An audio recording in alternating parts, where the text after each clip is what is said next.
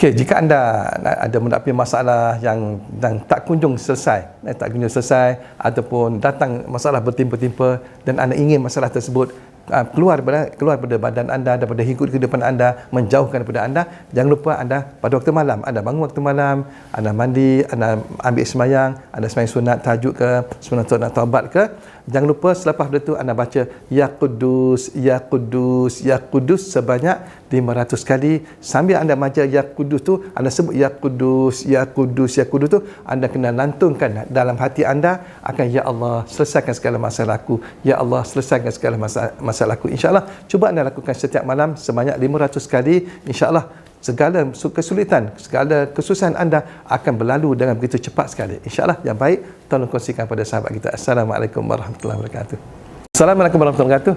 Tuan-tuan tahu tak, Bengkel Rezeki telah melangkah ke era yang lebih maju, yang mana Bengkel Rezeki telah adakan Akademi Rezeki dan semua. Akademi Rezeki ini merupakan satu platform yang mana kumpulkan segala-gala, ada lebih 600 lebih ada 600 video-video ustaz yang kita bermula daripada dulu sampai sekarang tu semua. Ada video pengasihan, ada video pelarisan, ada video kecantikan, ada video perlindungan, ada video kerezekian dan macam-macam video itu semua dikumpulkan dalam Akademi Rezeki tersebut. Kalau anda nak tahu lebih lanjut, www.akademiRezeki.com ataupun pergi pada Black Biru. Black Biru, anda tekan Black Biru, anda akan dapat apa yang ada dalam Akademi Rezeki. Assalamualaikum warahmatullahi wabarakatuh.